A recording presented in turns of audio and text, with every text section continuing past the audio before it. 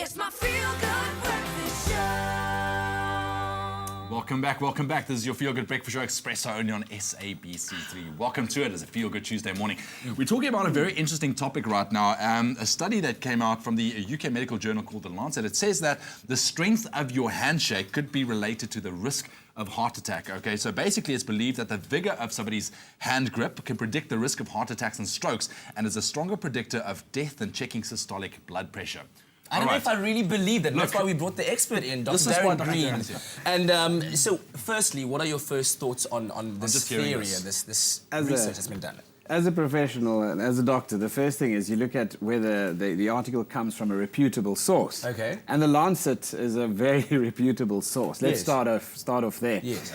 Secondly, obviously, the big question being asked is how accurate a predictor is it? Yes. In other words, when you shake my hand, the grip strength itself. So when we greeted you this morning, what did you pick up? Yeah. Yes, I picked up that you're quite a fervent, quite a strong lad with quite a good cardiac function. But he also used to swing tractors around his head when he was younger. Exactly.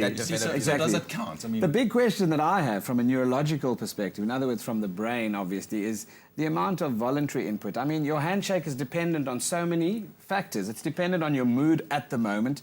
It's dependent on the body language from the person whose hand you're shaking, whether you think they're going to actually crumble or melt if you actually squeeze a bit tight. I mean, how many of us haven't met someone that really gets in there and gives you a good squeeze? And then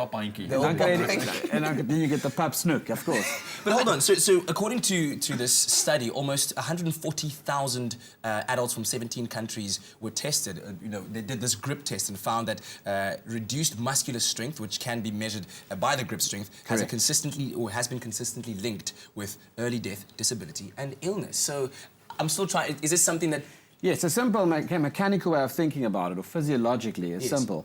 Your heart is an essential organ to ensure that enough oxygen is pumped to the muscles to do their function. Yeah. So when it comes to grip strength and any form of weightlifting or strength training, for example, you won't be able to sustain a certain amount of load on that muscle or grip strength or strength for that matter if you aren't supplying the metabolic needs of that muscle. That includes not only oxygen, which comes from oxygen-rich blood, which is pumped to the peripheries by your heart, but also things like nutrients. I mean, there's an energy molecule called ATP that is essential for all muscle to and other cells to have energy to sustain their function. Yeah. And, so that on a logical basis makes sense. What is tough to understand with this specific case, and you've got to go into the study and look at the details specifically as to how they measured grip strength. Yeah. Was it assessed on a scale of 0 to 5? Were the same people assessing the power, for example? Is there room for inaccuracy or bias?